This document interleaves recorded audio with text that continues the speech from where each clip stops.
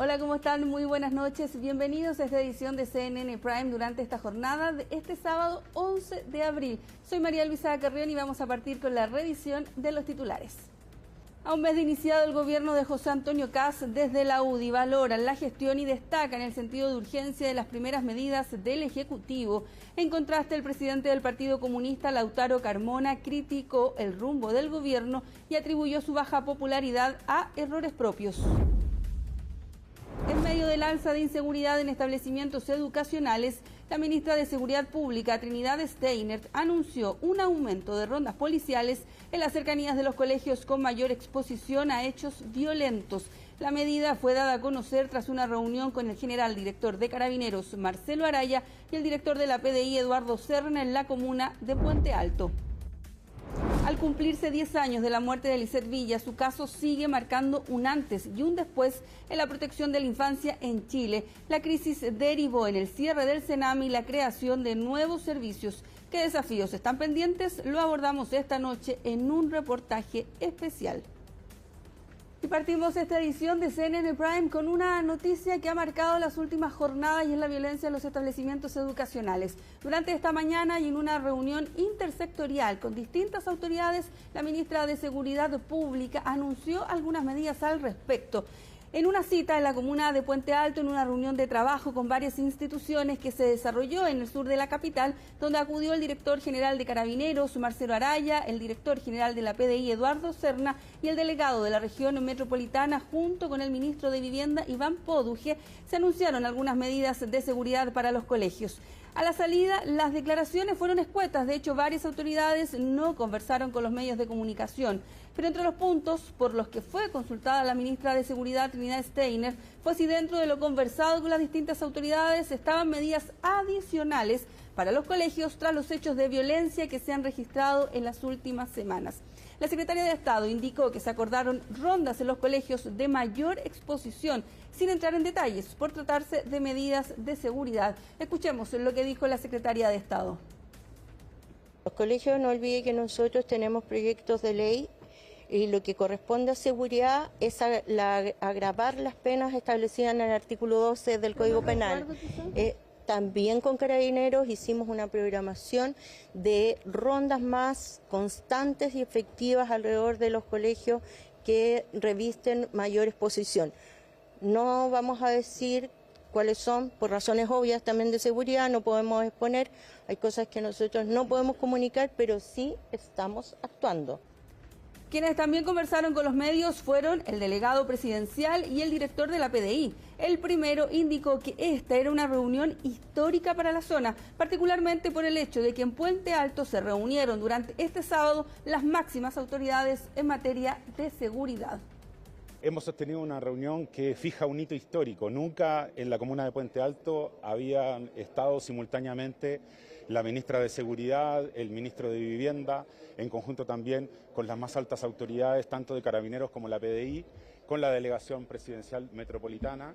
Articulándose, esto muestra que para el presidente de la República hay un interés particular de estar en los distintos territorios, en las distintas zonas de la región metropolitana, pero también como se ve en el despliegue del gobierno en distintas partes de nuestro país. Así que nosotros hemos culminado una reunión de coordinaciones, una coordinación muy valiosa, en la que esperamos que el resto de instituciones públicas se vayan sumando como una manera también de dar la señal clara que estamos todos unidos luchando firme contra la delincuencia en distintas zonas donde se necesita una intervención prioritaria. Siempre conforme, cuando es para avanzar por la seguridad, siempre conforme. Si es por seguridad, siempre conforme. Y este sábado se cumple un mes desde que el gobierno de José Antonio Kast llegó al gobierno. ¿Cuáles han sido los balances durante esta jornada? Varias autoridades de gobierno y también parlamentarios han realizado su propia evaluación de lo que ha sido este primer mes de gestión del gobierno del presidente José Antonio Kast. Desde el oficialismo se destacan las primeras medidas y el sentido de urgencia de la gestión, mientras que desde la oposición surgen críticas al rumbo del Ejecutivo y a su nivel de apoyo ciudadano. El gobierno realizó un balance marcado por definiciones económicas y medidas para enfrentar el alza de combustibles en medio del impacto internacional. El ministro José García Ruminot, aseguró que se han tomado decisiones duras y fijó como objetivos crecer al 4% y bajar el desempleo al 6%, destacando además acuerdos en el Congreso y apertura a corregir errores. Un mes de gobierno y se nota el sentido de urgencia, se nota que el crecimiento es prioridad, que la creación de empleo no es solo una cifra y hay que volver a los empleos que creaba Chile hace muy poco tiempo. Evidentemente se ha notado ese sentido de urgencia en el Congreso, pero se ha notado también en la confianza de los mercados, en los proyectos que ingresan a tramitación ambiental, en el ánimo y en las personas que cotizan, por ejemplo, un crédito hipotecario. La bajada de eso, muchas veces legislativa, tendrá que tener los apoyos en el Congreso y desde ahí tenemos que estar apoyando porque Chile vuelva a ser líder en América Latina, porque Chile vuelva a ser un país más próspero y porque las personas de esfuerzo tengan una oportunidad nuevamente de surgir junto a Chile. Pues yo les quiero decir que parte de toda la hecatombe y la baja que tiene de popularidad del gobierno está más por autogoles, por políticas propias, que por definición nuestra. Ninguno de nosotros los obligó a decir que Chile era un estado en quiebra. Ninguno de nosotros ha estado planteándose para que la ministra de Seguridad tenga un bochorno con una funcionaria de investigaciones, ni que la ministra de otro ramo tenga una persecución casi contra una persona que está con un cáncer. Es decir, esas son opciones, lo que es, digamos, en la jerga política, los errores involuntarios, pero de mutuo propio. Seguimos en materia política para comentarles del inminente ingreso del Plan de Reconstrucción Nacional al Congreso Nacional. Por esto, el ministro de Hacienda, Jorge Quiroz, se ha reunido con varios parlamentarios oficialistas para detallarles las medidas, las iniciativas y los alcances que va a tener este proyecto de ley en medio de críticas que han surgido de la oposición y también reparos dentro del oficialismo. Colomba Eichholz nos cuenta todos los detalles en su informe. Y aunque el gobierno sigue sin fijar una fecha exacta, el presidente José Antonio Kast buscó transmitir que el proyecto está en su tramo final. Después fue la ministra vocera Mara Cedini la que reforzó la idea de que la moneda sigue afinando el diseño político y técnico de la iniciativa en medio de conversaciones para ordenar apoyos antes de que llegue al Parlamento. Lo importante, más allá de apurar los plazos, es que este proyecto salga bien hecho. Y que salga bien hecho implica conversarlo, sociabilizarlo, revisar algunos detalles y que cuando ingrese al Congreso esté con la máxima capacidad de acuerdos posible para que salga rápido. En paralelo, el ministro de Hacienda, Jorge Quiroz, se reunió este viernes con parlamentarios oficialistas para revisar el contenido del proyecto y recoger observaciones antes de su ingreso. Una cita con la que el Ejecutivo busca alinear a su bloque en una de sus primeras apuestas legislativas, que será presentada como ley miscelánea, pese a los reparos que ya se asoman incluso en sectores del oficialismo. Nosotros hemos insistido que este es un proyecto que tiene una idea matriz que fundamentalmente parte por la reconstrucción en distintos ámbitos, pero también por una reactivación y el desarrollo económico del país. Y por lo tanto estas medidas tienen que analizarse todas en su conjunto, no se entienden separadamente unas de otras. Acá el ministro nos estuvo mostrando una serie de propuestas y la verdad es que todo tiene alguna conexión totalmente con el crecimiento o bien con el empleo, así que yo creo que no es de dudar que va a entrar de una forma en Hacienda, todo en uno, y a mi gusto, por lo que hemos visto, está perfecto que así sea. Es que lo que yo veo es que todas las medidas tienen una concordancia y tienen un hilo conductor, y además es muy positivo que así sea. Pero el escenario sigue lejos de estar despejado. Desde la oposición ya surgen cuestionamientos tanto al contenido de la propuesta como a la forma en que el gobierno pretende empujar su tramitación en el Parlamento. Entre los puntos que generan mayor rechazo aparece la rebaja de la tasa del impuesto a las empresas del 27 al 23%. Nos hemos enterado de las reuniones que ha tenido el ministro Quiroz con parlamentarios de su sector y creo que es importante, ya que hay muchos de esos parlamentarios de su sector que creen, al igual que nosotros, que lo debiera separar. Así que nosotros insistiremos en que cualquier tema que tenga que ver con el sistema tributario se vea de forma independiente. Valoramos que el ministro Quirós se reúna con los parlamentarios del propio gobierno. No ha querido dialogar con nosotros y es clave que su visión sesgada respecto a la economía y al país sea contrarrestada con personas que pasan por elecciones. Prevemos un trámite complicado si el gobierno insiste en mezclar peras con manzanas. Con ese telón de fondo, este lunes el presidente José Antonio Kast liderará en La Moneda un consejo de gabinete por el primer mes de gestión, instancia en la que el gobierno buscará cerrar las definiciones pendientes del plan de reconstrucción nacional antes de su ingreso al Parlamento. Vamos ahora al norte del país porque hasta Colchane llegó el ministro de Obras Públicas Martín Arrau para supervisar en terreno los alcances del plan Escudo Fronterizo, que busca, entre otras cosas, reforzar el control de la zona limítrofe con Bolivia. Las obras, que incluyen la construcción de zanjas, presentan un avance del 23% y contemplan una inversión superior a los 11.000 millones de pesos, con término proyectado para este año. El plan también considera la reposición del cuartel de Carabineros con nueva infraestructura para fortalecer la seguridad y mejorar las condiciones de trabajo de la frontera. Escuchemos qué es lo que señaló el secretario de Estado desde el norte de nuestro país. La seguridad es un compromiso expreso del gobierno del presidente José Antonio Kast, y por eso no solamente pasa por tener más carabineros desplegados, más personal de ejército desplegado, sino que de darle los medios, de coordinar a todos los servicios públicos para que trabajemos en darle efectivamente infraestructura apropiada, como este cuartel que tiene que ser renovado, como el complejo fronterizo, que efectivamente también será renovado mediante un proyecto del Ministerio de Obras Públicas, y también las labores de apoyo a la construcción de zanjas para impedir efectivamente el tráfico de autos y camiones que son llevados a Bolivia. Volvemos para contarles que a 10 años de la muerte de la pequeña Lisette Villa, su caso sigue marcando un antes y un después. Una crisis que terminó, por ejemplo, con el cierre del Sename y muchos cambios en materia de protección a la infancia. Pero, ¿qué es lo que ha cambiado realmente? ¿Qué temas siguen pendientes? Lo revisamos en un informe especial, en un reportaje que preparó nuestro compañero Juan Cristóbal Chato. Hoy en día, quienes circulan por la calle Bascuñán Guerrero, en la comuna de Estación Central, a la altura del 910, pueden ver murales y murallas de ladrillos intercaladas. Pero hace 10 años, aquí estaba el CREAD Galvarino, un hogar del Sename que marcó un antes y un después en la historia de esa institución. Hablamos de la muerte de Lisette Villa. A sus cortos 11 años de edad, Lisette Villa Poblete marcó un antes y un después en cuanto al cuidado de menores de edad que se encuentran bajo la tutela del Estado. Era lunes 11 de abril del año 2016 que la menor vivió su último día. Tras un proceso judicial extenso, por el cual fueron condenadas a 4 y 5 años de libertad vigilada las cuidadoras Cone Fritz y Tiare Ollarse por el delito de apremios ilegítimos, se pudo establecer ante la justicia la verdad de lo que ocurrió ese día. Lisette tuvo una descompensación emocional porque su madre no llegó a una visita agendada, por lo cual las culpables de las acciones que llevaron a su muerte la retuvieron boca abajo, causándole una asfixia. Tiare Stephanie Ollarse García se encargó de sujetar fuertemente las extremidades inferiores de la niña para inmovilizarla, mientras Cone Alexandra Fritz Castillo, que a la fecha de los hechos pesaba 90 kilogramos, se subió sobre la niña, presionando de esta manera su tórax y espalda contra el piso, al tiempo que con sus manos le sujetaba sus extremidades superiores para mantenerla inmovilizada.